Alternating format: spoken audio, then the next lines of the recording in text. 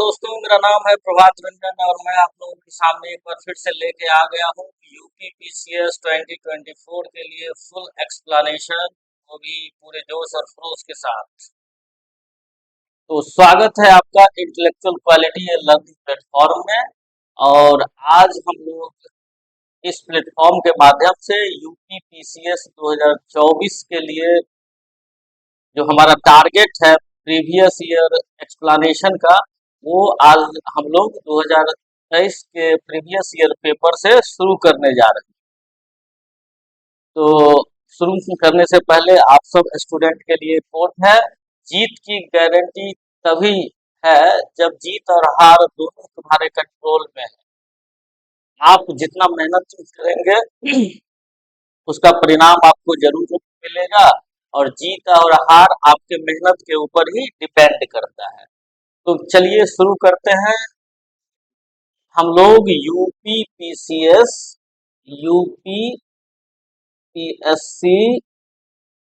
2023 का full explanation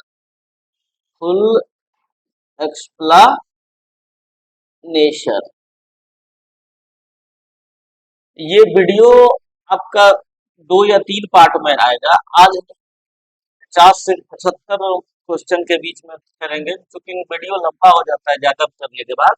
तो आज हम लोग 50 या 75 क्वेश्चन जितना देखेंगे टाइम के हिसाब से कर पाएंगे। तो चलिए शुरू करते हैं हम लोग आज का एनालिसिस, जो कि होगा प्रीवियस ईयर पेपर 2023 के बेस्ड पे। चलिए हम लोग पहला क्वेश्चन शुरू करते हैं। पहला क्वेश्चन ये है हमारा, Who among the following women freedom fighter was not associated with Quit India movement? तो ये हमारा यहाँ पर चार ऑप्शन है। पहला ऑप्शन है ये हमारा मतंगनी हजारा, दूसरा है कनकलता बरुआ, तीसरा है अरुणा आसफ अली, और चौथा है शांति घोष। तो इसमें क्या बोल रहा है, women freedom fighter was not associated with quit India movement. आप लोग जानते हैं क्विट इंडिया मूवमेंट कब हुआ था, आप लोगों को पता है। तो क्विट इंडिया मूवमेंट के समय में कौन ऐसी महिला थी जो इसका पार्ट नहीं थी? इसका आंसर होगा शांति घोष। ये शांति घोष जो थी ये क्विट इंडिया मूवमेंट से एसोसिएटेड नहीं थी। बाद बाकी ये मतंगनी हजारा हो गया, कनकलता बरुआ हो गया और अरुणा आसफ अली, ये क्विट इंडिया मूवमेंट से एसोसिएटेड थी। अब हम लोग एक एक करके सबके बारे में जानेंगे। ये जो हमारा मतंगनी हजारा, ठीक है, इनका जन्म हुआ था 1869 में और इनकी मृत्यु हुई थी 1942 के आसपास। ये एक भारतीय क्रांतिकारी महिला थी जिन्होंने क्विट इंडिया मूवमेंट के समय में 29 सितंबर 1942 को, ये तामलुक पुलिस स्टेशन पड़ता है, वहां पर ब्रिटिश भारतीय पुलिस के द्वारा इनको गोली मार दिया गया था। और इन्होंने भारतीय स्वतंत्रता आंदोलन में भाग लिया था और लोग इन्हें प्यार से बूढ़ी गांधी के नाम से जानते थे। और 1905 में वो गांधीवादी के रूप में भारतीय स्वतंत्रता आंदोलन में सक्रिय भागीदार थी। और एक फैक्ट और है इनके बारे में, मतंगनी हजारा के बारे में, ये 1932 में असहयोग आंदोलन में भी भाग लिया था। और नमक साल्ट मूवमेंट में इनको गिरफ्तार भी किया गया था, नमक कानून तोड़ने को लेकर के। फिर हम लोग देखते हैं कनकलता बरुआ के बारे में। कनकलता बरुआ जो थी, इनको वीरवाला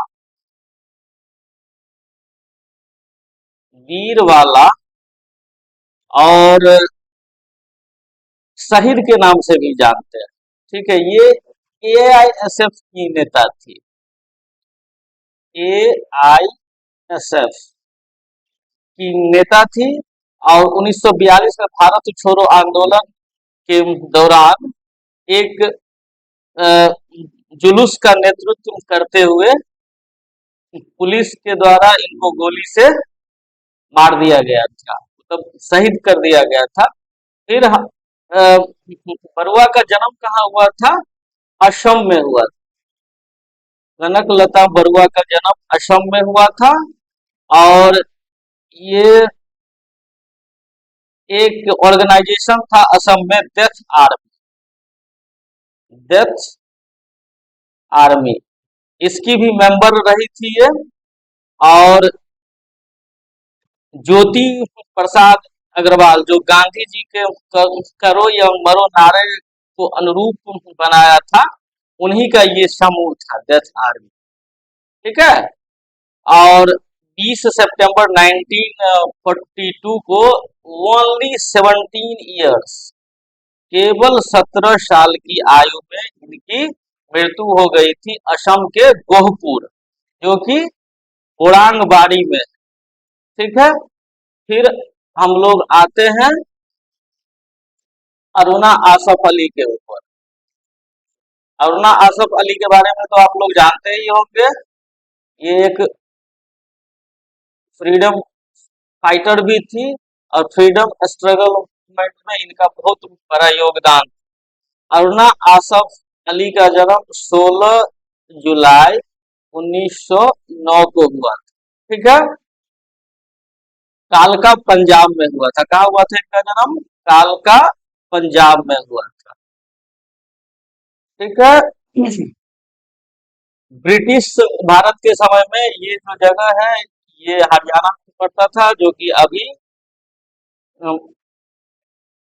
पंजाब में था, अभी ये हरियाणा में आ गए हैं। ये जाति ब्राह्मण फैमिली से थी और ये एक प्रकाशक, राजनीतिक कार्यकर्ता और शिक्षिका भी थी। ये एक टीचर भी थी ये। और 1942 में भारत छोड़ो आंदोलन के समय में ग्वालियर टैंक में भारतीय राष्ट्रीय ध्वज की मेजबानी में उन्हें भारतीय स्वतंत्रता के लिए एक प्रसिद्ध व्यक्ति बना दिया। भारतीय स्वतंत्रता आंदोलन में अरुणा आसफ अली एक महत्वपूर्ण भूमिका में थी और साथ ही ये नमक सत्याग्रह में भी भाग लिया था। साल्ट मूवमेंट में भी भाग लिया था। और जब 1931 में जब 1931 में गांधी इरविन पैक्ट हुआ था, तो इस पैक्ट के उल्लंघन के मामले में इनको गिरफ्तार कर लिया गया था। राजनीतिक कैदियों को जो रिहा करने का आदेश दिया गया था, तो इन पर आवारागर्द होने का आरोप लगाया गया था। फिर हम लोग आते हैं शांति घोष के ऊपर। ये शांति घोष जो थी, शांति घोष का भी नाम आप लोग सुना ही होगा। ये भी एक मोस्ट एमिनेंट फिगर थी इंडियन फ्रीडम फाइटर स्ट्रगल में। शांति घोष जो थी, ये बंगाल से थी। और ये सूर्य सेन के अंडर में काम करती थी। सूर्यसेन के बारे में आपको पता ही होगा। चटगांव आर्मरी रेड में ये एसोसिएटेड थे और ये शांति घोष सूर्यसेन के अंडर में ही काम करती थी। ये एक यंग वुमेन थी और इनका काम था, सूर्यसेन के लिए जो ये काम करते थे, ये मैसेंजर के रूप में काम करती थी।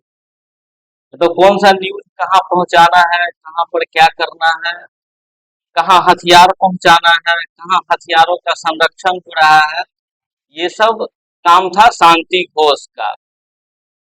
और इन्होंने हाथ में बंदूक लेकर के लड़ाई करी थी। ये हमेशा अपने साथ गन रखती थी। ठीक है। गन रखती थी। और एक और महिला थी प्रीति लता वाडेर की, छापे का मारी के दौरान इनकी मौत हो गई थी। और कल्पना दत्त को भी गिरफ्तार कर लिया था। ये सब एक साथ ही थे। कल्पना दत्त को भी गिरफ्तार कर लिया गया था और फिर सूर्यसेन पर मुकदमा चलाया गया था। ठीक है, सूर्यसेन के ऊपर मुकदमा चलाया गया था और फिर इनको आजीवन कारावास दिया गया था सूर्यसेन को। अब शांति घोष के बारे में एक फैक्ट और हम जान लेते हैं। ये 1931 में 1931 में दो स्कूली छात्रा थी। एक का नाम था शांति घोष, जो यही है, और दूसरे का नाम था सुनीति चौधरी। ठीक है, इन्होंने क्या किया था, एक अजीब घटना थी। इन्होंने क्या किया था, जो डिस्ट्रिक्ट मजिस्ट्रेट होते थे,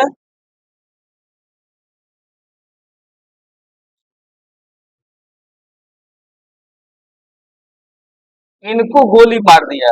हाँ, इन दोनों ने मिल करके। और इस समय इनकी उम्र थी ठीक 14 से 15 साल, क्योंकि ये एक स्कूल स्टूडेंट थी और ये अपने साथ रिवॉल्वर साथ लेकर के आई थी। और उस मजिस्ट्रेट का नाम था स्टीवेंसन। मजिस्ट्रेट का नाम स्टीवेंसन था और उनके बंगले पर पहुंची और 14 सितंबर 1931 को 14 सितंबर 1931 को गोली मार दिया।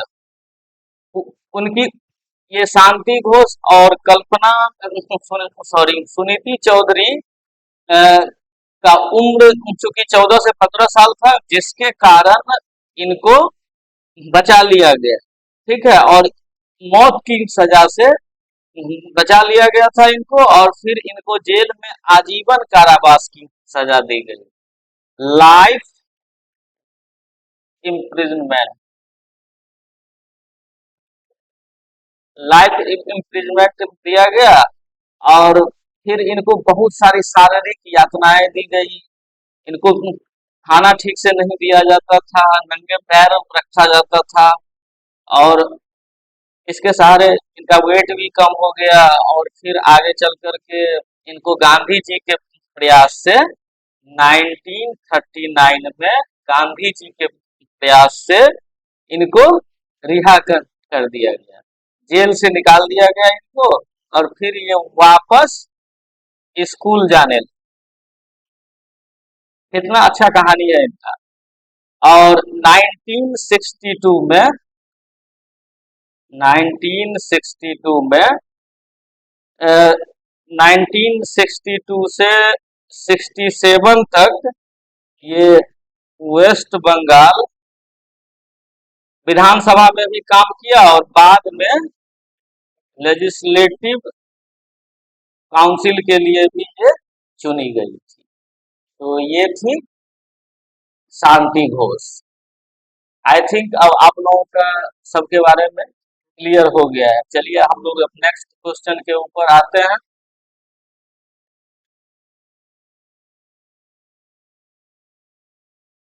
और हमारा दूसरा क्वेश्चन है, who among the following has authorised the book Aspire. अब ये बुक एस्पेयर किसने लिखा? एस्पेयर बुक, ये लगता है करंट अफेयर से रिलेटेड क्वेश्चन है। इसका आंसर होगा प्रिंस हैरी। ये एस्पेयर पुस्तक किसके द्वारा लिखा गया था? प्रिंस हैरी के द्वारा। ये देखिए, आप लोग ये भी यहाँ से देख सकते हैं, जो एग्जाम हुआ था वो करंट अफेयर्स कहाँ से आया था।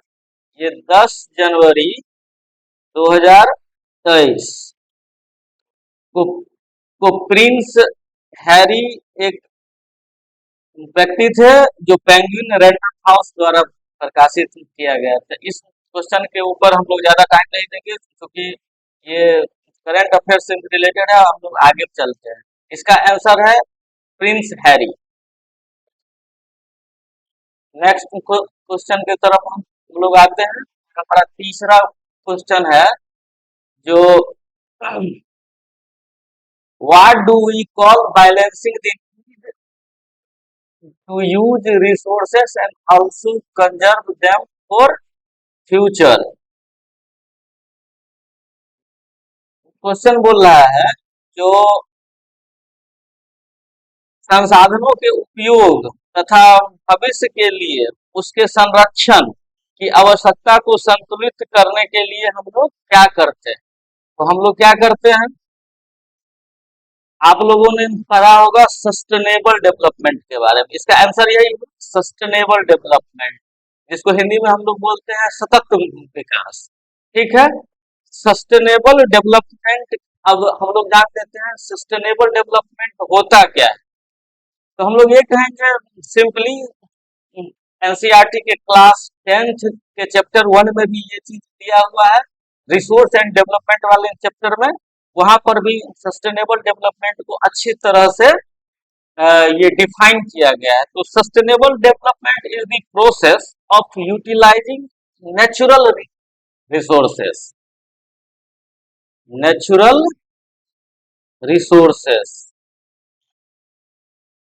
नेचुरल रिसोर्सेस को अच्छे ढंग से यूटिलाइज करना फॉर ह्यूमन डेवलपमेंट। किसके लिए? ह्यूमन डेवलपमेंट के लिए। ह्यूमन डेवलपमेंट के लिए करना है without completely depleting them, but by sustaining the ability of nature to continue to provide the resources। मतलब हम लोगों के भविष्य, मतलब फ्यूचर यूज के लिए उसको बचा करके भी रखना है और ऐसे यूज करना है क्योंकि आगे आने वाले जनरेशन में वो जल्दी खत्म ना हो और उसका अच्छे से यूटिलाइजेशन हो। लोग यहाँ यहाँ क्या करते हैं, ये भी आंसर कर सकते थे लेकिन फ्यूचर रिसोर्सेस नहीं हो सकता है यहाँ पर, ये नहीं होगा। ये बोल रहा है call balancing the need to use resources and also conserve. यहाँ पर जैसे ही कंजर्व की बात आई है तो ये चीज सस्टेनेबल डेवलपमेंट, सस्टेनेबल डेवलपमेंट के बारे में कुछ और हम लोग जानते हैं। ये वर्ड जो यूज हुआ था ये 1987 में यूज हुआ था इसका पहली बार। और अभी आप लोग देख रहे हैं एसडीजी गोल्स भी आ रहा है जिसमें 17 गोल्स को डिफाइन किया गया है और इस सब गोल्स को पूरा करने के लिए इंटरनेशनल ऑर्गेनाइजेशन और भारत सरकार के द्वारा भी बहुत सारा काम किया जा रहा है। ठीक है, तो चलिए हम लोग आगे चलते हैं नेक्स्ट क्वेश्चन की ओर। तो अगला क्वेश्चन है हमारा 4 नंबर, और 4 नंबर क्वेश्चन हम लोग देखते हैं क्या है। Given below are two statement, one is labelled as assertion, और ये क्वेश्चन असर्शन और रीजन के ऊपर है। ठीक है, तो पहला ये है आपका the president, president is a part of the parliament. क्या प्रेसिडेंट पार्लियामेंट पार्ट होता है? दूसरा इसका रीजन ये दिया हुआ है, a bill passed by the two houses of the parliament can not become a law without the assent of the president. Select the correct answer using the code given below. A is true, R is false. Both A and R is true, uh, but R is not correct explanation of A. A is false, R is true. Both A and R are true is correct explanation of B. इसका answer आपका होगा both, इसका answer होगा both A and R are true and R is the correct explanation of A। देखिए ये question क्या कह रहा था आपको, एक बार हम लोग हिंदी में समझ लेते हैं। पहला ये बोल रहा है जो president is part of the parliament, president मतलब राष्ट्रपति संसद का अंग है। दूसरा क्या बोल रहा है कारण में, दूसरा क्या बोल रहा है संसद के दोनों सदनों के द्वारा पारित जो विधेयक है वो राष्ट्रपति की सहमति के बिना कानून नहीं बन सकता है। क्या ये बात सही है? दोनों बात सही, दोनों बात सही है। ठीक है, जैसे हम लोग देखते हैं president is a part of parliament, ये तो हम लोग देखते ही आए हैं। ठीक है, संविधान के तहत भारत के संसद के 3 अंग होते हैं, हम लोग जानते ही हैं। पहला क्या होता है? राष्ट्रपति। पहला क्या होता है? प्रेसिडेंट। दूसरा क्या होता है? दूसरा होता है आपका लोकसभा। और तीसरा क्या होता है? राज्यसभा। ठीक है, ये तीनों मिल करके क्या बनता है? पार्लियामेंट। ये तीनों मिल करके क्या बनता है? पार्लियामेंट।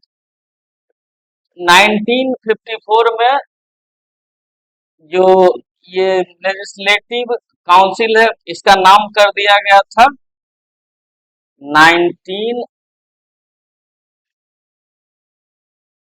1954 में जो इसका हिंदी नाम दिया गया था राज्यसभा और लोकसभा। ठीक है, और इसका पहले नाम था काउंसिल ऑफ स्टेट और house of the people. Rajya Sabha को हम लोग अपर हाउस भी कहते हैं। राज्यसभा को क्या बोलते हैं हम लोग? Upper house. और लोकसभा को क्या बोलते हैं हम लोग? Lower house. लोअर हाउस कहते हैं, लोअर हाउस कहते हैं। और Rajya Sabha is the upper house second chamber of the house of leaders and Lok Sabha is the lower house first chamber of the popular house. The former, ये जो पहले वाला है, ये आपका रिप्रेजेंट करेगा स्टेट्स को। इसमें स्टेट से ही चुन करके आते हैं। और दूसरा ये आपका पीपल के द्वारा डायरेक्ट चुन करके आता है, इससे रिप्रेजेंटेटिव्स। ठीक है, president of India is not a member of the either house. President of India जो होता है, ये राज्यसभा और लोकसभा में से किसी का पार्ट नहीं होता है। लेकिन the parliament attend its meeting, he is the integral part of the parliament। तो हमेशा याद रखना है, president is the integral part of the parliament. इसीलिए हमारा पहला वाला सही होगा तो हो जाता है। This is because a bill is passed by both the houses of parliament cannot be caused lodged without the president, without the president. बिना प्रेसिडेंट के सहमति से कोई भी बिल जो है वो कानून का रूप नहीं ले सकता है। ठीक है, क्लियर हो गया इतना? और इसमें हम लोग चर्चा कर लेते हैं कुछ। ब्रिटेन में हम लोग आ जाते हैं। तो ब्रिटेन में पार्लियामेंट जो है ये मिलकर के बना होता है क्राउन से। एक तो हमारा क्राउन होता है, ठीक है, क्राउन को हम लोग किंग या क्वीन भी बोल सकते हैं, किंग या क्वीन। ठीक है, और हाउस ऑफ द लॉर्ड्स एक होता है, house of the lords, house of the lords. इसमें इसको हम लोग अपर हाउस भी बोलते हैं। और इसको क्या बोलते हैं हम लोग? Upper house, upper house. ठीक है, और एक होता है लोअर हाउस, लोअर हाउस होता है।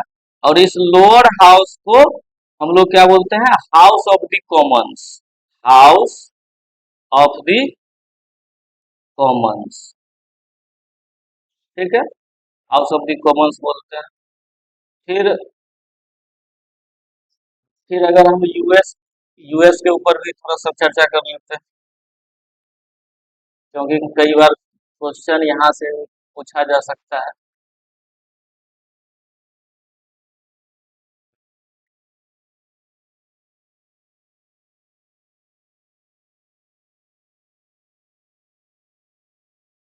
यूएसए की बात अगर करते हैं तो यहाँ पर लेजिस्लेचर जो होता है उसको हम लोग कांग्रेस बोलते हैं। क्या बोलते हैं उसको? कांग्रेस बोलते हैं। और consist of the senate, senate, ठीक है, सीनेट, सीनेट को ही हम लोग वहां पर अपर हाउस बोलते हैं, अपर हाउस बोलते हैं, ठीक है। और एक होता है हाउस ऑफ द रिप्रेजेंटेटिव्स, ये दूसरा होता है हाउस ऑफ द रिप्रेजेंटेटिव्स, इसको हम लोग लोअर हाउस बोलते हैं, लोअर हाउस बोलते हैं। ये सब भी आप लोगों को जानकारी में रहना चाहिए। यहाँ भी पार्लियामेंट्री फॉर्म ऑफ गवर्नमेंट है, emphasis on the independence between the legislative and executive organs, hence we have the president, parliament like the crown parliament in the Britain, और एक होता है प्रेसिडेंशियल फॉर्म ऑफ गवर्नमेंट है यहाँ पर, ठीक है, यहाँ पर कैसा है, प्रेसिडेंशियल फॉर्म ऑफ गवर्नमेंट है, क्योंकि आप लोग देखते होंगे प्रेसिडेंशियल फॉर्म ऑफ गवर्नमेंट है, ठीक है, प्रेसिडेंशियल फॉर्म ऑफ गवर्नमेंट है, क्योंकि सुनते होंगे आप लोग अमेरिका के राष्ट्रपति, ठीक है, वो सारा डिसीजन उन्हीं के लिए दिया जाता है, और सारे स्टेट्स के द्वारा चुन करके इनको लाया जाता है। इसमें क्या होता है, separation of legislative and executive organs, तो हम लोग यहाँ ये बोल सकते हैं the American president is not regarded as constituent part of the Congress. Number 5 के ऊपर ये है trophic levels are formed by, अब क्या ये ट्रॉपिक्स लेवल जो होता है ये फॉर्म्ड होता है कार्निवोरस एनिमल ओनली से, प्लांट्स ओनली से, एनिमल ओनली से, और organism linked to food chain only से, ठीक है। ट्रॉपिक लेवल के बारे में अभी हम देखेंगे, इसका जो फिलहाल आंसर है ये है आपका organism linked in food chain. Trophic level जो फॉर्म होता है ये organism linked in food chain से होता है, ठीक है। अब देखिए ट्रॉपिक लेवल जो होता है, ट्रॉपिक, ट्रॉपिक, ट्रॉपिक लेवल जो होता है ये एक स्टेप्स होता है, क्या होता है ये स्टेप्स होता है, कैसा स्टेप होता है, न्यूट्रिटिव सीरीज का, न्यूट्रिटिव सीरीज का, ठीक है, न्यूट्रिटिव सीरीज को ही हम लोग फूड चेन भी बोलते हैं, क्या बोलते हैं इसको, फूड चेन भी बोलते हैं, ठीक है, फूड चेन भी बोलते हैं, जो कि हमारे इकोसिस्टम में होता है, ठीक है, ये हमारे इकोसिस्टम में होता है। और ये ऑर्गेनिज्म जो होता है, organism of a chain are classified into these levels on the basis of their feeding behavior, feeding behaviour के ऊपर इसको लिया जाता है, ठीक है। The first and lowest level contains the producers and green plant, first level,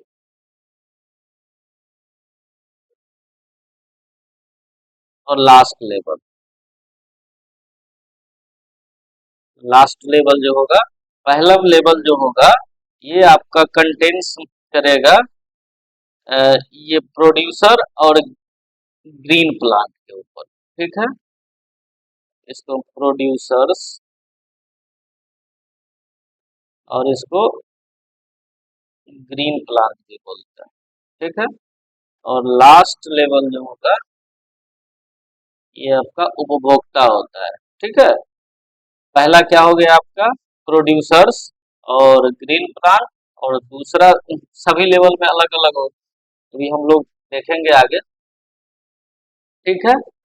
तो plants or their products are consumed by the second level, consumed by second level। पहला लेवल में हम लोग क्या देखे थे, प्लांट्स था, दूसरा लेवल में किसी प्लांट्स या फिर ग्रीन प्लांट्स को, या फिर जो प्रोड्यूसर होगा उसको कंज्यूम कौन करेगा, सेकेंड लेवल। और सेकेंड लेवल में जो आ जाएगा, ये हमारा क्या होगा, सेकेंड लेवल में हर्बीवोरस, हर्बीवोरस। और फिर कौन आ जाएगा आपका, प्लांट ईटर्स, प्लांट ईटर्स आ जाएगा। ठीक है। अब हम लोग थर्ड लेवल के ऊपर अगर हम आएंगे, थर्ड लेवल के ऊपर अगर हम आएंगे, तो ये आपका थर्ड लेवल में प्राइमरी कार्निवोरस, प्राइमरी कार्निवोरस। ठीक है, प्राइमरी कार्निवोरस आ जाएगा। ठीक है, थर्ड लेवल में। और मीट ईटर्स, जो मांस खाते हैं, meet eaters, meet eaters eat the herbivores। And the fourth level,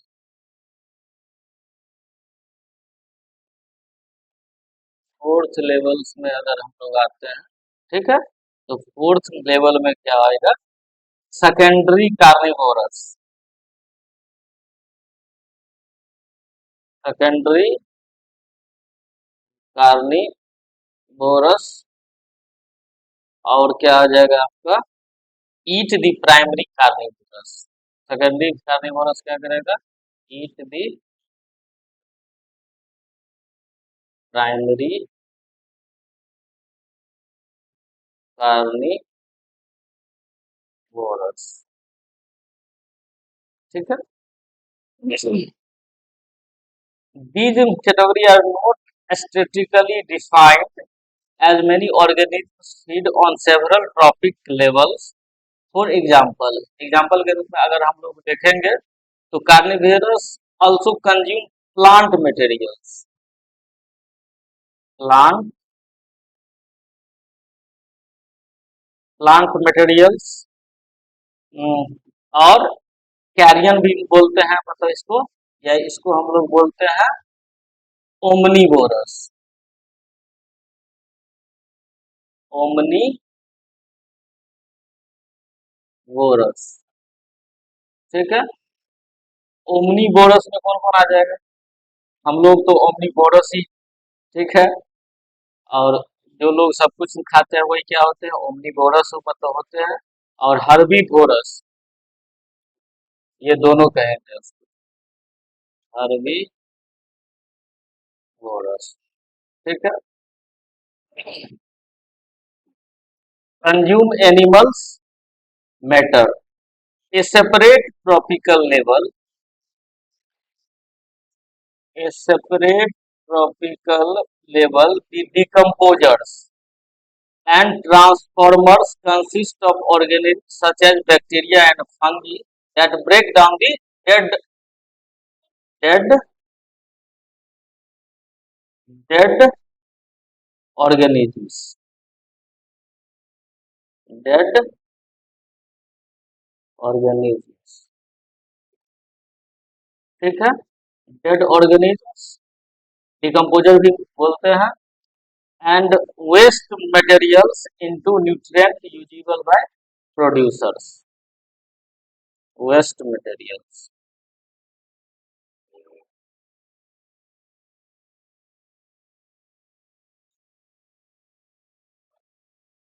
into nutrient by using the producers. चलिए, इतना से आपको क्लियर हो गया होगा। अब हम लोग आते हैं नेक्स्ट क्वेश्चन के ऊपर। तो हमारा अगला क्वेश्चन है, with reference to the scheme wide allocation in, ये फिर से आपका करंट अफेयर्स इकोनॉमी के ऊपर बेस्ड क्वेश्चन आ गया है।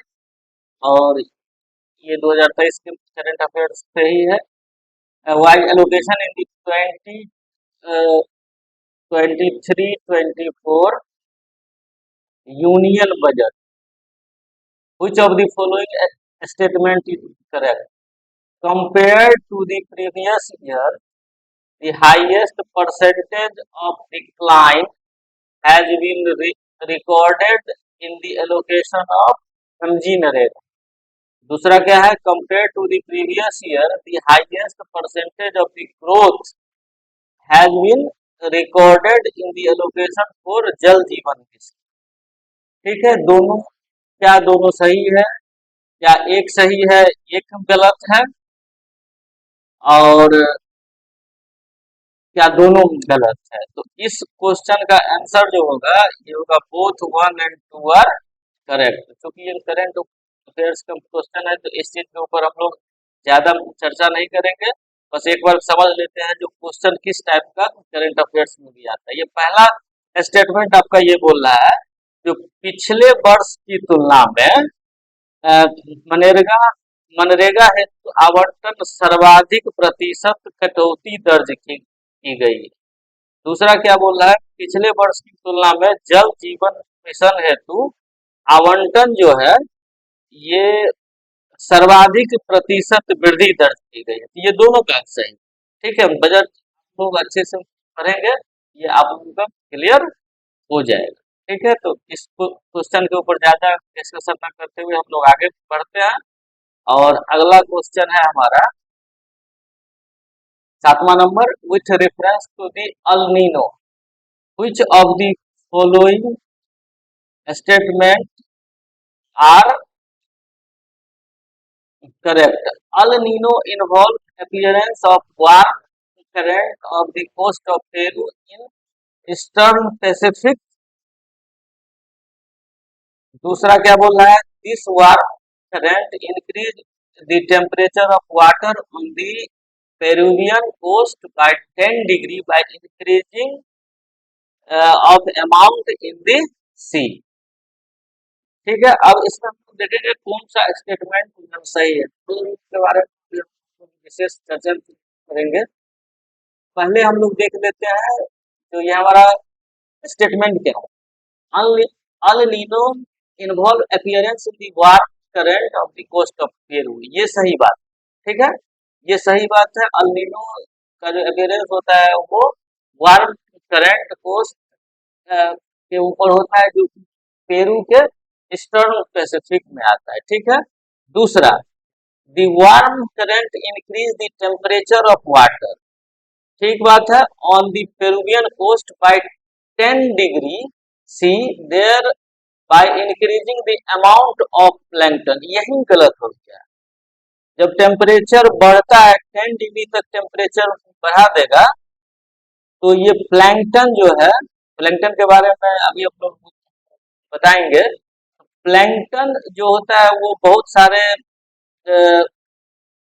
समुद्री जीव जो होता है उसका खाना होता है। तो प्लैंकटन की संख्या जब टेम्परेचर यहाँ पर बढ़ जाएगा, टेम्परेचर जब यहाँ बढ़ जाएगा तो प्लैंकटन की मात्रा क्या हो जाएगा, डिक्रीज हो जाएगा। ठीक है, डिक्रीज हो जाता है, यही एक वर्ड के चलते ये स्टेटमेंट क्या हो गया, गलत हो गया। तो हमारा आंसर क्या हो जाएगा, ओनली वन। ठीक है, ओनली वन हो जाएगा इसका आंसर। हम लोग इसको थोड़ा एक्सप्लेन कर लेते हैं। देखो, अल नीनो होता क्या है, अल नीनो के बारे में हम लोग समझते हैं। अल नीनो, ठीक है, अल नीनो होता क्या है, तो ये कॉम्प्लेक्स वेदर सिस्टम होता है। ठीक है, क्या होता है, ये कॉम्प्लेक्स वेदर सिस्टम होता है जिसको एक जटिल मौसम प्रणाली, हिंदी में ही बोलते हैं ज्यादा सही रहेगा, जो कि हर 3 से 7 साल में आता है, 3 to 7 ईयर्स के बीच में।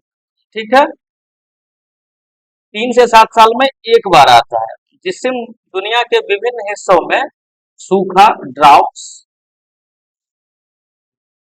ठीक है, बाढ़ और मौसम की अन्य चीजें घटित होती है, फ्लड भी आ सकता है। ठीक है, इस प्रणाली में मतलब ईस्ट पैसिफिक ओशियन में पेरू के तट पर गर्म धाराओं की उपस्थिति के साथ समुद्री और वायुमंडलीय घटनाएं शामिल है। कौन सी घटनाएं शामिल है, समुद्री और वायुमंडलीय घटनाएं शामिल है, और भारत सहित कई स्थानों पर मौसम को प्रभावित करती है। इंडिया में भी इसका इफेक्ट होता है। ठीक है, इंडिया के साथ साथ और भी कंट्री में होता है, इसलिए हमारा पहला स्टेटमेंट सही था। ठीक है। दूसरा, अल्नीनो जो है ये गर्म विषुवतीय धारा का विस्तार मात्र है। ठीक है। जो कि हमबोल्ट और पेरुवियन धारा को ही हम लोग हमबोल्ट भी बोलते हैं। ठीक है। पेरुवियन पेरुवियन धारा को हम लोग हमबोल्ट भी बोलते हैं, द्वारा प्रतिस्थापित की जाती है। ठीक है। यह धारा पेरू के तट पर पानी के तापमान को 10 डिग्री तक बढ़ा देता है। ठीक है। क्या कर देता है? 10 डिग्री तक इंक्रीज कर देता है। ठीक है। लेकिन इसके परिणाम स्वरूप क्या होगा?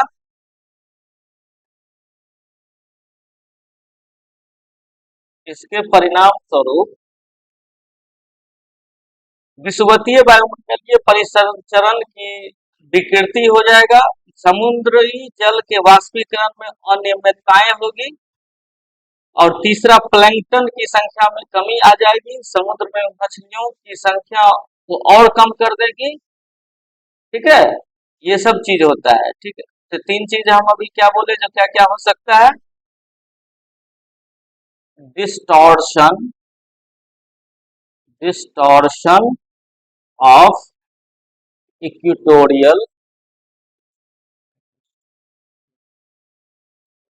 Atmospheric atmospheric circulation.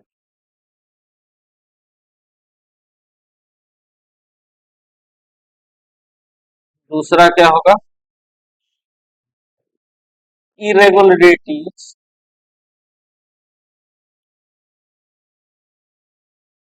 irregularities in the evaporation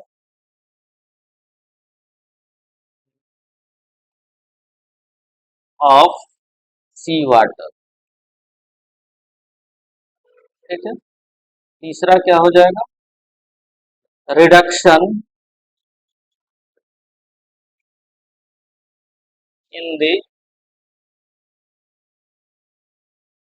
number of planktons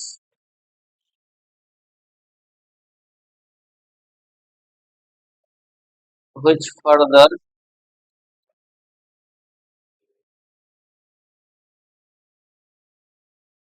reduce reduces the number of fish in the sea। ये तीन चीज एग्जाम में आ सकता है, जो क्या क्या इसके परिणाम स्वरूप हो सकता है। ठीक है। ये आप लोग नोट डाउन कर लेंगे।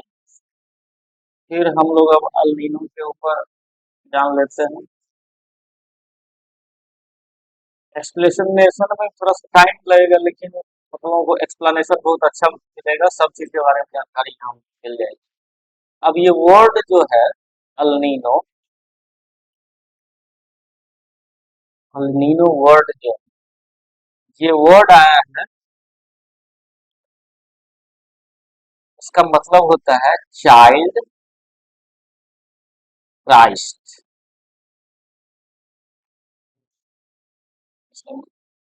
लैटिन वर्ड है child Christ, because this current appears around the Christmas in December.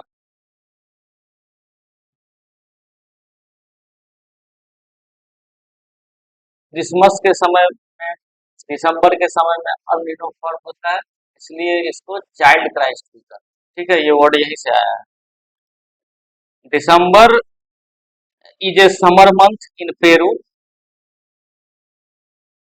Peru में क्या होता है? दिसंबर में समर होता है। ठीक है। पेरू चूंकि साउदर्न हेमिस्फीयर में पड़ता है, साउदर्न हेमिस्फीयर में पड़ता है। El Nino is used in India forecasting long range monsoon rain, long range long range monsoon rainfall India में। अल नीनो के कारण इंडिया में क्या होता है, लॉन्ग रेंज मानसून रेनफॉल होता है। 1990 से 1990 से 1991 के बीच में there was a wide El Nino event in the onset of the southwest monsoon was delayed over the most part of the country, raining from 5 to 12 days. 1990 से 91 से क्या हुआ था, यहाँ इंडिया में जो एक जंगली अल नीनो घटना बोल सकते हैं, जो देश के अधिकांश भाग में दक्षिण पश्चिम मानसून की शुरुआत में 5 से 12 दिन का 5 to 12 डेज का देरी हो गया, लेट से आया, और ये अभी ठीक है लेट से आता है।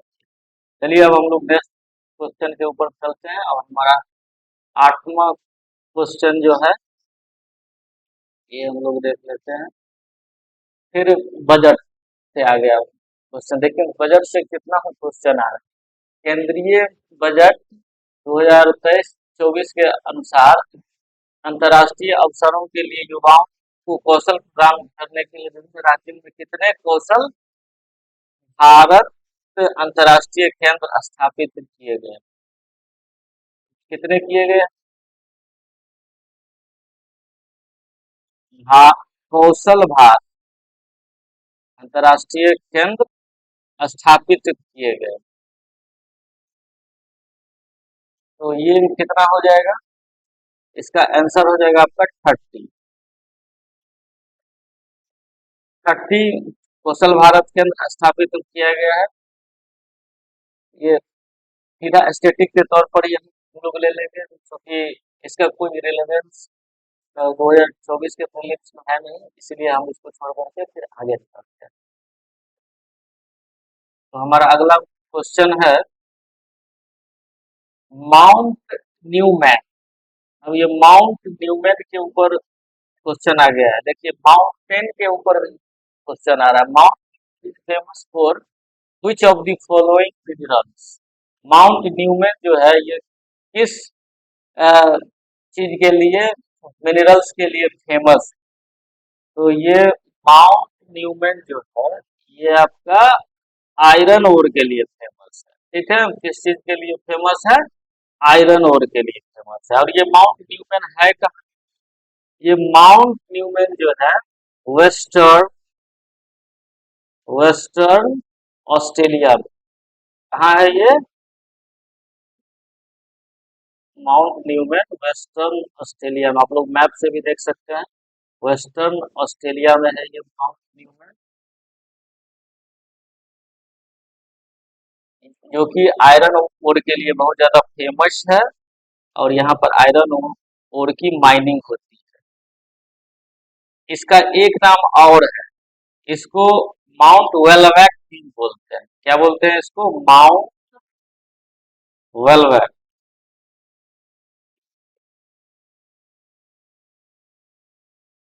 इसको माउंट वेलवैक भी बोलते हैं, माउंट न्यूमैन को।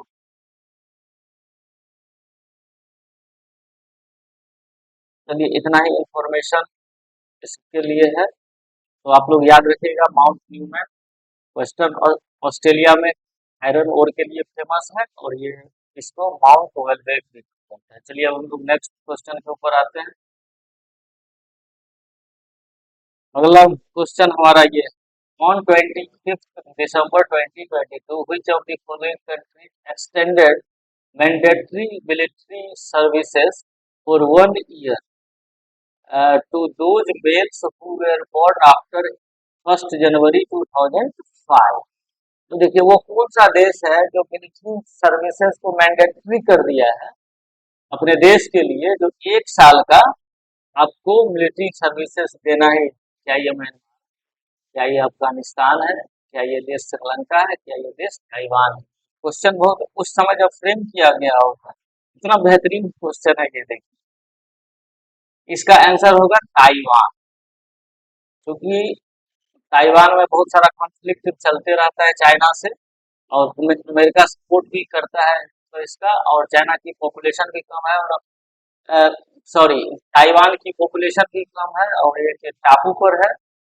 इसलिए यहाँ के गवर्नमेंट के द्वारा मैंडेटरी लाया गया है जो यहाँ का हर एक लोगों के लिए 1 साल का आर्मी का वो मिलिट्री सर्विसेज के लिए ट्रेनिंग लेना जरूरी है। चलिए, हम तो ज्यादा ना चलते हैं हम लोग नेक्स्ट क्वेश्चन नंबर 11 के ऊपर।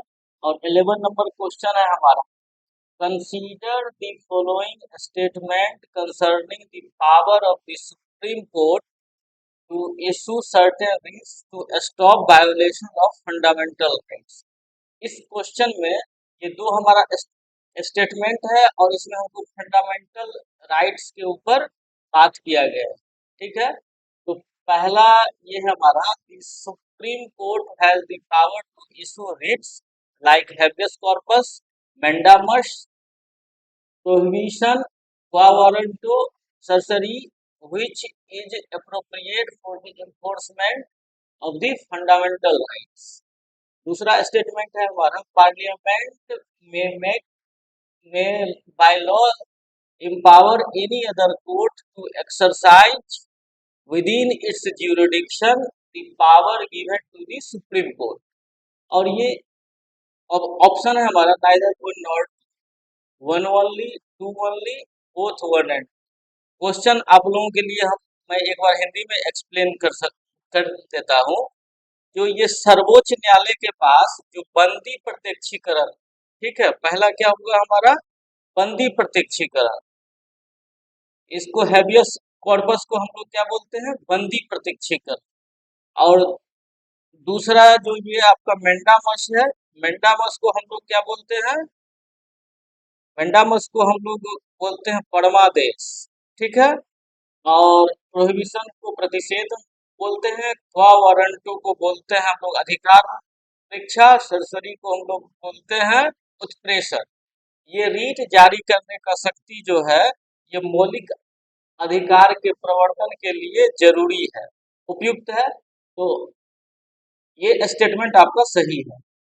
दूसरा स्टेटमेंट, पार्लियामेंट में by law empower any other court, संसद विधि द्वारा किसी अन्य न्यायालय को अपने अधिकार क्षेत्र में उच्चतम न्यायालय को प्रदत्त शक्तियों का प्रयोग करने का अधिकार दे सकती है। यह भी सही बात है, संसद में कानून के इस चीज को लागू किया जा सकता है। हमारा आंसर क्या हो जाएगा, बोथ 1 and 2। अब देखिए, रीट्स जो होता है, ये रीट्स के ऊपर भी हम लोग बात अभी करेंगे, लेकिन ये जो आर्टिकल 32 है, आर्टिकल 32, इसके द्वारा डील किया जाता है ये आपका रीट्स जो होता है इसको। इसमें मतलब जो भी व्यक्ति पीड़ित होता है वो सीधा सीधी सुप्रीम कोर्ट या फिर हाई कोर्ट में जा सकता है, वो अपने अधिकारों की रक्षा के लिए। आर्टिकल 32 के थ्रू कहाँ जाएगा, सुप्रीम कोर्ट में, और हाई कोर्ट में जाएगा आर्टिकल 226 के थ्रू। ठीक है, क्लियर हो गया यहाँ तक। और अगर बात करेंगे, इस चीज को डॉक्टर बाबा साहब भीमराव अम्बेडकर ने भी कहा था, जो ये संविधान की आत्मा है। आर्टिकल 32 के बारे में कहा था, और मौलिक अधिकारों के प्रवर्तन के लिए न्यायालय इसको जारी कर सकता है। और दूसरा स्टेटमेंट ये था हमारा, जो क्या संसद कानून बना करके इसके जुरिडिक्शन को बढ़ा सकता है, तो हाँ, ये बढ़ा सकता है। जैसे संसद, सर्वोच्च न्यायालय के पास किसी भी मौलिक अधिकार के प्रवर्तन के लिए कोई ये नहीं निर्देश या आदेश या रिट जारी करने की शक्ति होगी। ठीक है, और जारी किए गए रिटों में बंदी प्रत्यक्षीकरण, परमादेश, प्रतिषेध, उत्प्रेषण और अधिकार परीक्षा शामिल हो सकता है। और दूसरा क्या कहा गया है इसमें, संसद किसी अन्य अ, अन्य न्यायालय को भी ये दे सकती है। हम तो क्या बोल सकते हैं, Parliament can empower Parliament can empower any other any other courts to issue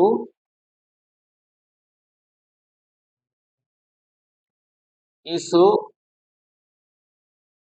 directions orders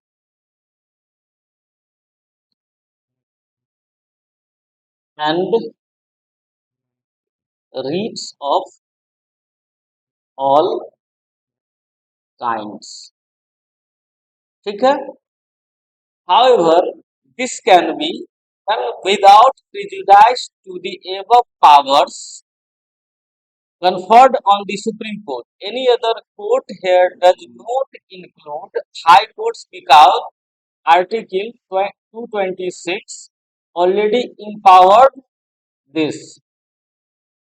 The, these powers on the High Court.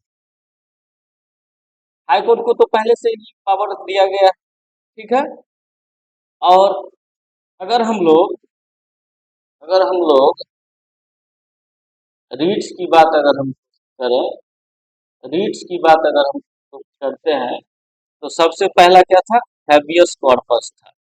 इसका मतलब होता है टू हैव द बॉडी, मतलब क्या होता है, टू हैव द बॉडी, ठीक है।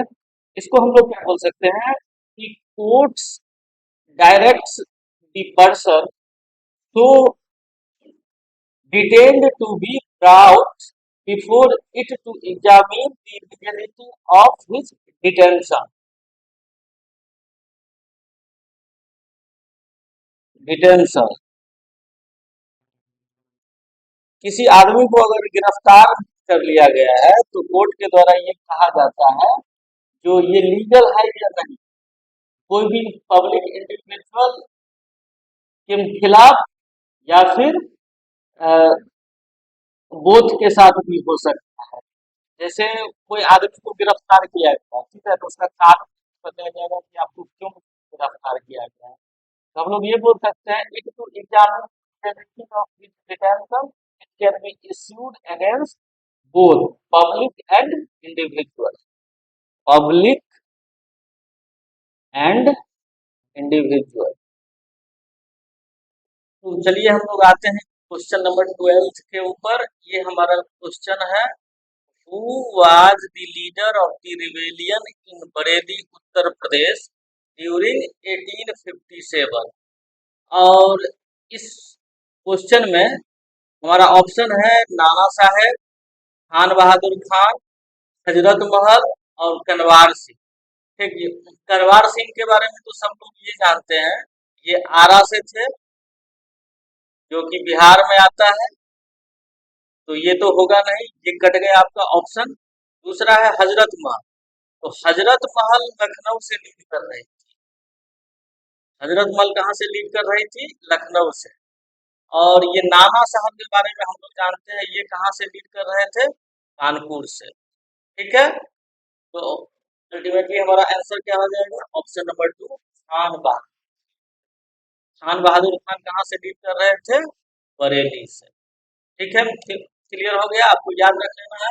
नाना साहब कहाँ से लीड कर रहे थे, कानपुर से, खान बहादुर खान बरेली से, हजरत महल लखनऊ से और कनवार सिंह बिहार से। चलिए अब हम लोग चलते हैं नेक्स्ट क्वेश्चन की ओर, क्वेश्चन नंबर 13 के ऊपर।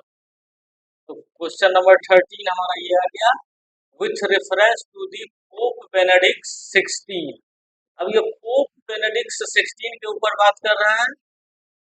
Who died recently? Which of the following statement is correct? Statement क्या है हमारा, Who was a native of Germany? क्या ये जर्मनी के नेटिव थे?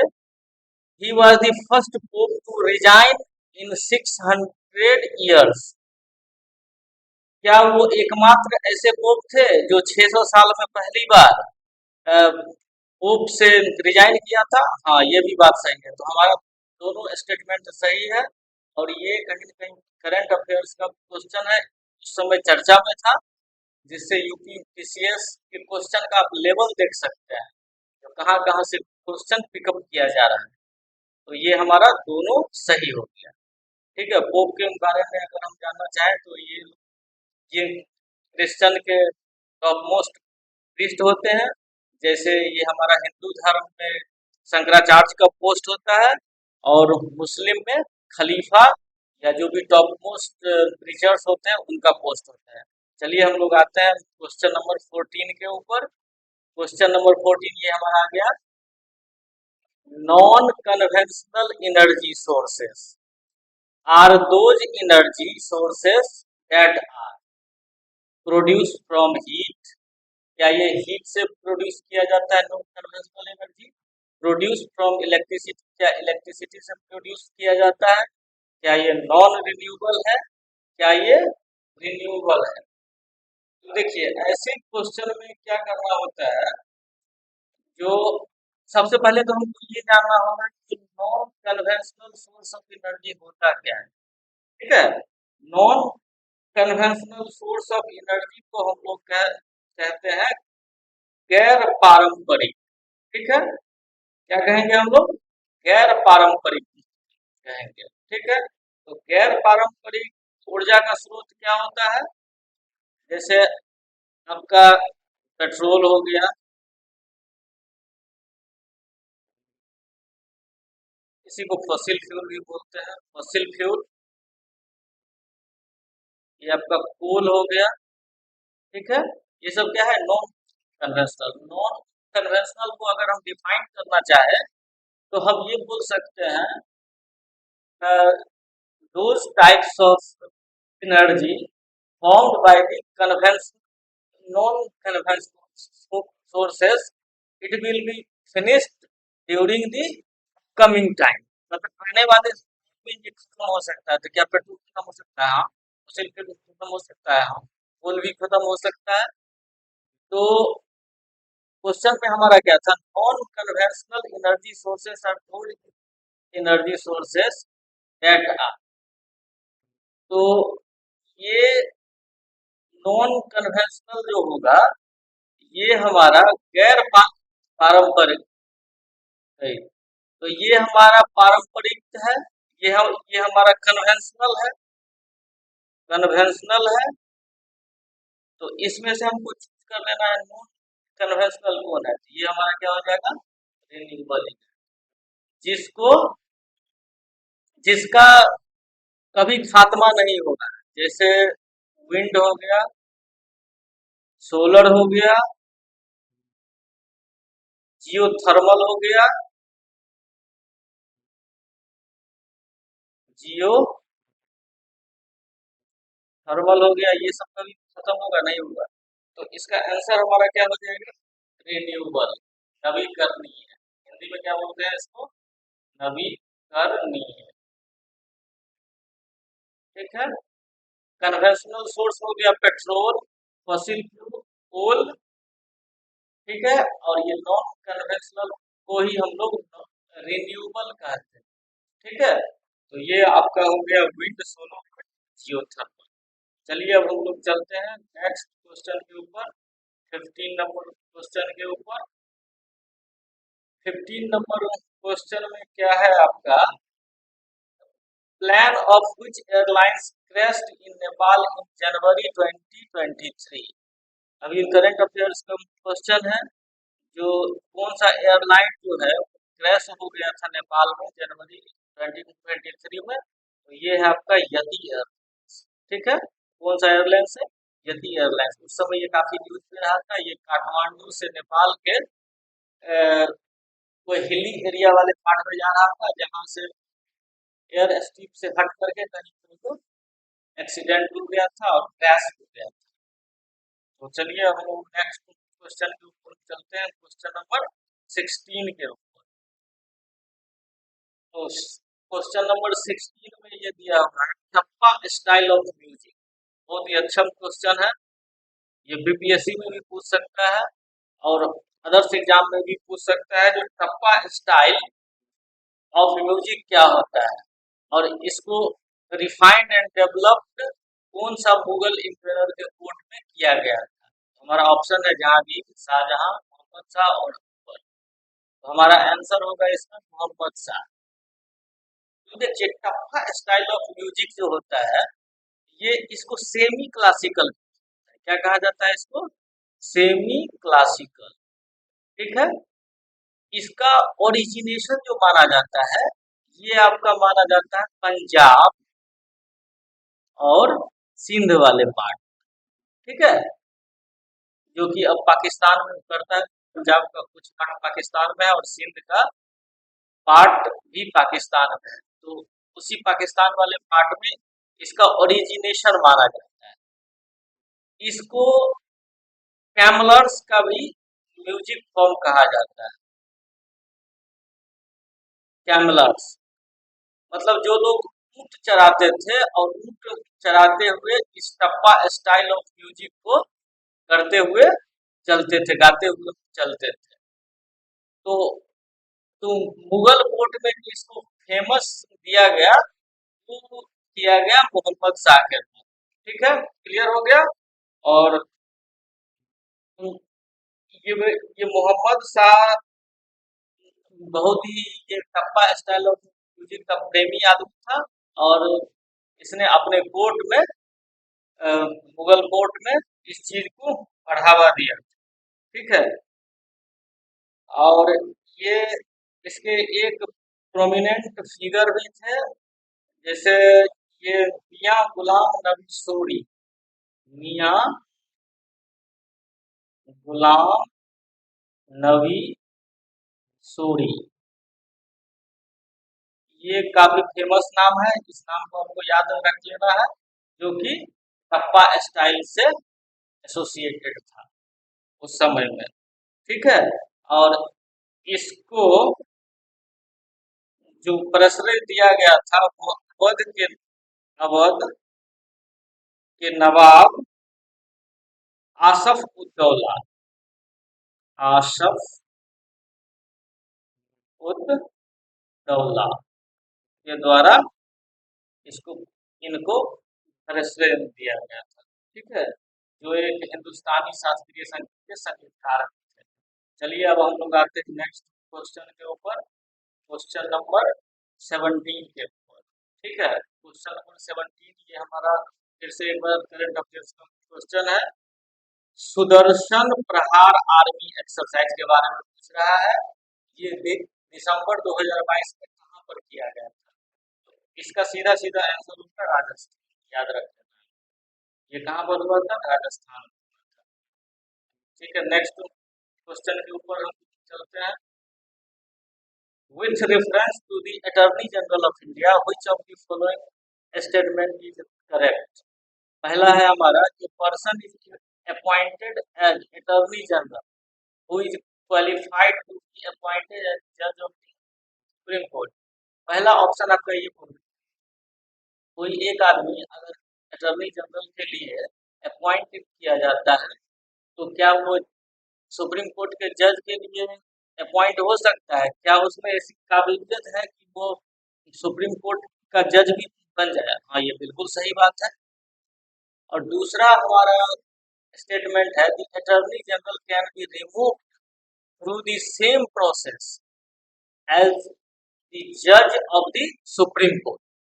ये बिल्कुल गलत बात है, क्योंकि attorney general of India government of India का गवर्नमेंट ऑफ इंडिया का लीगल एडवाइजर होता है, लीगल एडवाइजर होता है। ठीक है। लीगल एडवाइजर होने के कारण इसके लिए आर्टिकल 76 है। ठीक है। एजीआई के लिए आर्टिकल 76 है, और आर्टिकल 76 में कहा गया है तो भारत के लिए अटॉर्नी जनरल होगा, जो कि भारत सरकार को वो रिप्रेजेंट करेगा। क्या करेगा? भारत सरकार को रिप्रेजेंट करेगा। रिप्रेजेंट कहाँ करेगा? सुप्रीम कोर्ट में।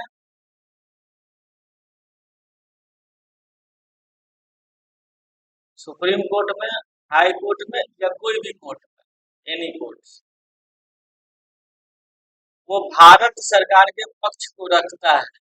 जो भारत सरकार जो अपने, एक तरह से बोल सकते हैं, वकील को जो कोर्ट में रखवाती है वो यही है, अटॉर्नी जनरल इंडिया। ठीक है। और इसके काम के बारे में, क्या क्या काम है इसका, और प्रेसिडेंट के द्वारा जो अपॉइंट किया जाता है इसको, इस सब चीज के लिए आर्टिकल 153 में दिया गया है। और इसके द्वारा ये अपने काम को करता है। लेकिन क्योंकि ये एजीआई का पोस्ट जो है प्रेसिडेंट के द्वारा भारत सरकार के सेक्रेटरी से इसको लिया जाता है, तो प्रेसिडेंट किसी भी समय इसको हटा सकता है, या हिंदी में बोल सकते हैं जो राष्ट्रपति के प्रसाद पर्यंत ये अपना पद धारण करता है। तो इसमें ये हमारा सेकेंड स्टेटमेंट जो हो गया ये गलत हो गया। ठीक है। चलते हैं अब हम लोग नेक्स्ट क्वेश्चन के ऊपर, क्वेश्चन नंबर 19 के ऊपर। क्वेश्चन नंबर 19 हमारा ये आ गया, दो कथन है और एक कथन है और कारण। कथन क्या है इसमें? Population control is necessary to maintain the environment of the country. Reason क्या है इसका?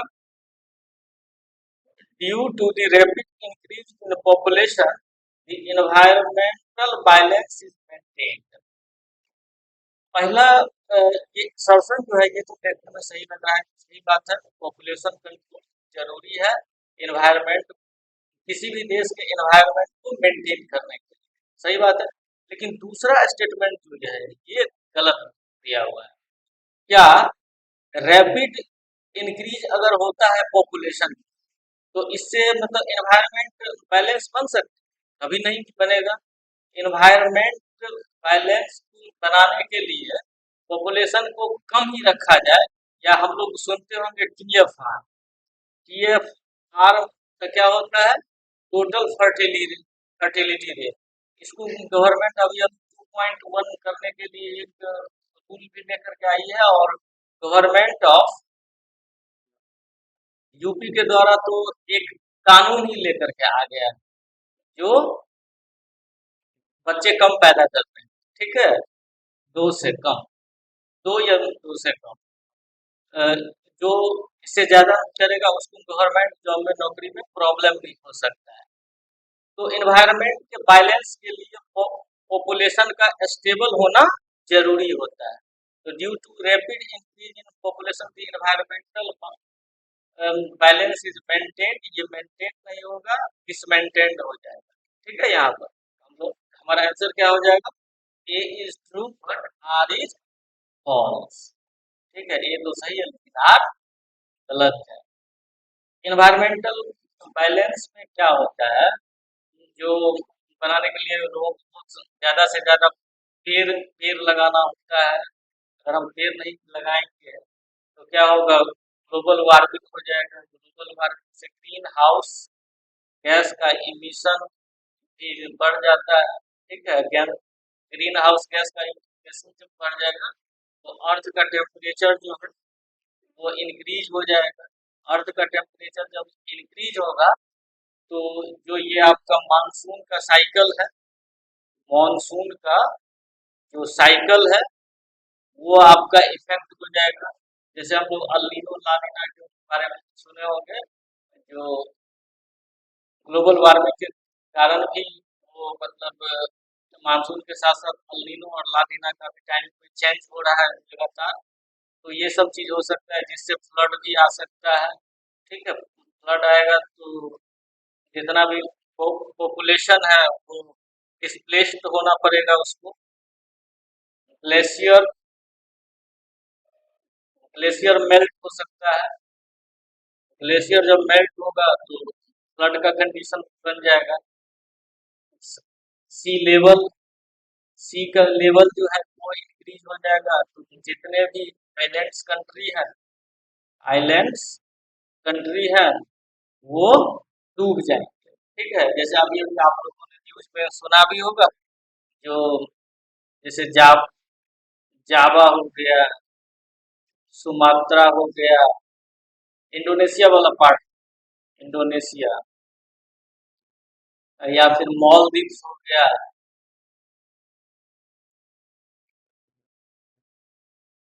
मालदीव्स हो गया। ये सब क्या हो रहा है, इस सबको डर है तो आने वाले 25 से 50 साल में ये सब आइलैंड कंट्री डूब सकते हैं। और इंडोनेशिया तो अपना कैपिटल भी चेंज कर दिया था, यही सब के डर को देखते हुए। चलिए हम लोग आते हैं नेक्स्ट क्वेश्चन के ऊपर, और हमारा अगला क्वेश्चन है 20 नंबर। निम्नलिखित में से कौन सी घटना कालानुक्रमिक क्रम में अंतिम थी? अब देखिए, इसको क्रोनोलॉजिकल ऑर्डर में देखना है जो कौन सा अंतिम। अब ये मोकला विद्रोह जो है, ये हुआ था 1921 में, केरला में हुआ था। कहाँ हुआ था? केरला में, ठीक है। दूसरा है खिलाफत मूवमेंट, तो ये आपका 1919 के आसपास हुआ था, ठीक है। तो तीसरा होम रूल मूवमेंट जो हुआ था, ये 1916 में हुआ था। और जालियांवाला बाग नरसंहार जो हुआ था वो 13 अप्रैल 1919 को हुआ था, ठीक है। क्लियर है? अब हमको देख लेना है यहाँ से जो मोपला रिवोल्ट सबसे लास्ट में, ठीक है, यही हमारा आंसर हो जाएगा। ठीक है, चलते हैं हम लोग नेक्स्ट क्वेश्चन की ओर। 21। अब ये दिया हुआ है, परिषद की संरचना के संदर्भ में निम्नलिखित में से कौन सा कथन सही है? विधान परिषद उस राज्य की विधानसभा की कुल सदस्यता के 1/3 से अधिक सदस्य नहीं हो सकते, बिल्कुल सही बात है। दूसरा, किसी राज्य की विधान परिषद में कम से कम 40 सदस्य होने चाहिए, ठीक है, ये भी सही बात है। तो इसका आंसर क्या हो जाएगा? बोथ स्टेटमेंट्स आर ट्रू, ठीक है। इसका आंसर क्या हो जाएगा? बोथ स्टेटमेंट्स आर ट्रू, ठीक है। अब हम एक बार इसको देख लेते हैं जो क्या क्या संविधान के, कॉन्स्टिट्यूशन के पार्ट 6 में, ठीक है, पार्ट 6 चैप्टर 3 में विधानमंडल के बारे में बात किया गया है, ठीक है। विधानमंडल के बारे में बात किया गया है, और इसमें पार्ट 6 में आर्टिकल 168 से लेकर के 212 तक बात किया गया है। क्लियर हो गया? विधानमंडल के बारे में कहाँ बात किया गया? पार्ट 6 चैप्टर 3 आर्टिकल 168 टू 212 में बात किया गया। इसमें ये बात किया गया है जो इसका प्रक्रिया क्या होगा विधानमंडल का, ठीक है, इसकी संरचना कैसी होगी, अवधि क्या होगा, इस सब के बारे में बात किया गया है, ठीक है। और राज्य विधानमंडल के बारे में अगर हम बात करते हैं, राज्य स्टेट लेजिस्लेटिव काउंसिल के बारे में, स्टेट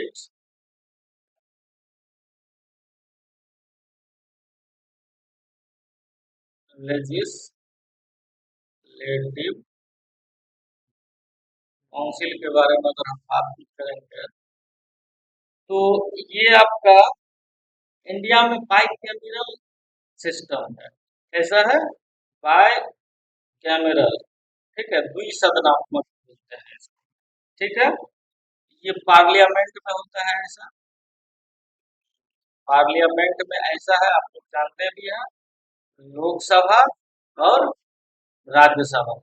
लेकिन स्टेट में ये अलग है, मैक्सिमम स्टेट में जो है वो एक सदनात्मक ही है, ठीक है। मैक्सिमम स्टेट में क्या है? यूनिकैमरल, यूनिकैमरल है।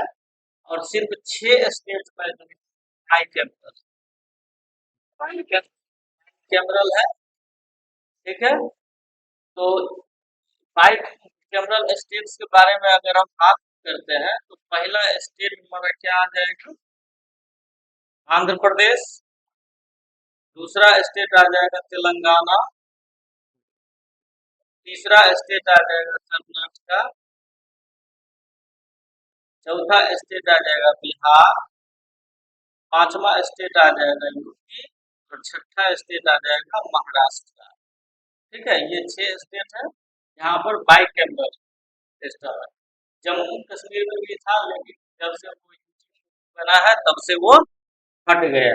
ठीक है, अब अगर हम बात करें आर्टिकल आर्टिकल 169 की, तो 169 में क्या दिया हुआ है, पार्लियामेंट जो है कोई भी स्टेट में क्रिएशन भी कर सकता है और एबोलिशन भी कर सकता है। ठीक है, क्रिएशन और एबोलिशन दोनों कर सकता है लेजिस्लेटिव काउंसिल का। लेजिस्लेटिव काउंसिल का, ठीक है, लेजिस्लेटिव काउंसिल का क्रिएशन भी हो सकता है और इसका एबोलिश भी हो सकता है। ठीक है, दोनों हो गया यहाँ पर। इसके लिए करना क्या होता है, पार्लियामेंट में पार्लियामेंट में सिंपल मेजोरिटी से सिंपल मेजोरिटी से पास करना पड़ता है कंसर्न स्टेट के डिमांड पर। कंसर्न स्टेट के डिमांड के ऊपर। और ये कंसर्न स्टेट कौन सा होगा, ये कंसर्न स्टेट होगा जिस स्टेट्स को लेजिस्लेटिव काउंसिल चाहिए होगा। ठीक है, जिस स्टेट्स को लेजिस्लेटिव काउंसिल चाहिए होगा, तो इस कंसर्न स्टेट को क्या करना होगा, अपने विधानमंडल से लेजिस्लेटिव असेंबली से 2/3 वोटिंग से इसको पास करना होगा। ठीक है, जो हमको विधान परिषद चाहिए तो ये 2/3 वोटिंग से प्रेजेंट वोटिंग से पास करना होगा कंसर्न स्टेट को, और फिर जाकर के ये भेजेगा पार्लियामेंट में, और फिर पार्लियामेंट से राष्ट्रपति के सिग्नेचर के बाद हो जाएगा। ठीक है, तो ये होता है स्पेशल मेजोरिटी बोलते हैं। क्या बोलते हैं, स्पेशल मेजोरिटी। स्पेशल मेजोरिटी का मतलब होता है प्रेजेंट एंड वोटिंग का 2/3 वोटिंग से। आई थिंक अब आपको क्लियर हो गया होगा। एक चीज और जान लेते हैं आर्टिकल 171 के बारे में, जो कि इसी से रिलेटेड है। आर्टिकल 171 आर्टिकल 171 क्या करता है, article 171 constitution legislative council of a state shall not have more than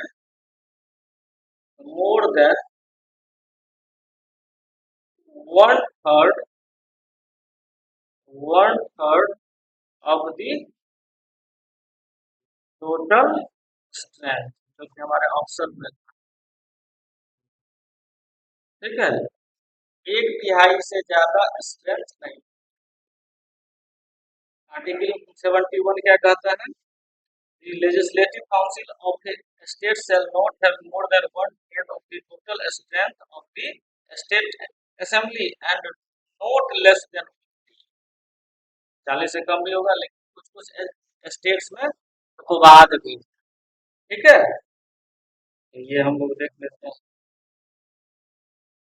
अब अगर हम बात करें लेजिस्लेटिव असेंबली को, लेजिस्लेटिव, ये तो काउंसिल हमारा क्लियर हो गया। अब हम लोग आते हैं लेजिस्लेटिव असेंबली के ऊपर।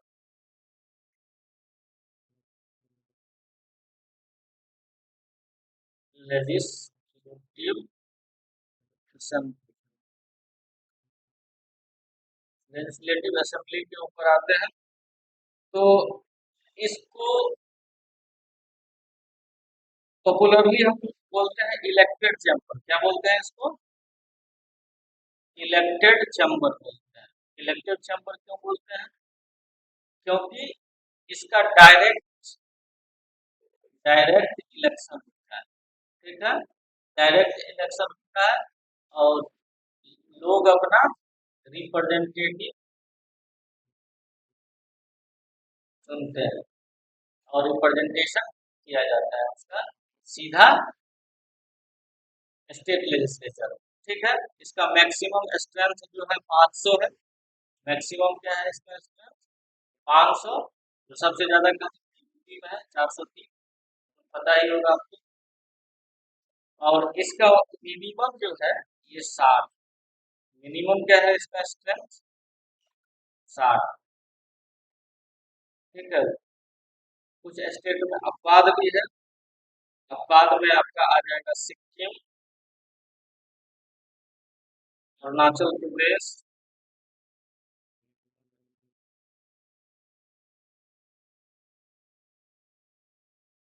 गोवा, 83।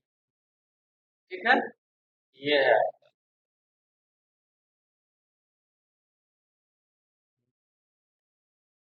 इसका टेन्योर जो होता है, टेन्योर ये आपका 5 साल का होता है, 5 इयर्स का होता है। 5 साल से पहले भी इसको डिसॉल्व किया जा सकता है।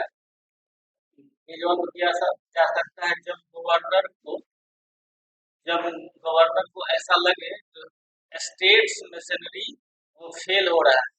ठीक है, तो इसको 5 साल से पहले डिसॉल्व किया जा सकता है और 5 साल से आगे भी बढ़ाया जा सकता है इसको। इसमें दो सिचुएशन है जो 5 साल से आगे कब बढ़ा सकता है। एक जो जब नेशनल इमरजेंसी रहेगा, नेशनल इमरजेंसी रहेगा। और दूसरा क्या होगा, जो ऐसा प्रॉब्लम आ सकता है जबकि इमरजेंसी का प्रोक्लेमेशन रहेगा तो इसको एक्सटेंड किया जा सकता है 1 ईयर के लिए। ठीक है, एक बार में। और दूसरा 6 मंथ के प्रोक्लेमेशन में भी इसको ऑपरेट करके सीज किया जा सकता है। तो सीज कैसे करेंगे तो हम लोग हिंदी में समझेंगे। ठीक है, हिंदी में ऐसे समझेंगे इसको। मान के चलिए आपातकाल का पूछना। ठीक है, आपातकाल आगे है। 5 साल की अवधि को संसद कानून द्वारा एक समय में अधिकतम 1 वर्ष के लिए बढ़ा सकता है, 1 ईयर के लिए, एक बार में। लेकिन जब उद्घोषणा समाप्त होने के बाद, ठीक है, जब प्रोक्लेमेशन ऑफ इमरजेंसी खत्म होगी उसके 6 मंथ तक भी रख सकता है। ठीक है, और इसके लिए जो आर्टिकल दिया गया है वो दिया गया है 172(1). ये भी याद रखना। ठीक है, आज के लिए इतना ही। फिर नेक्स्ट वीडियो में आपके सामने इसका पार्ट 3 लेकर के आएंगे, फिर पार्ट 3 भी आएगा, पार्ट 4 भी आएगा। क्योंकि वीडियो काफी लंबा होते जा रहा है, एक्सप्लेनेशन बहुत ज्यादा हो जा रहा है। और मिलते हैं हम लोग फिर आपसे नेक्स्ट वीडियो में, तब तक के लिए धन्यवाद।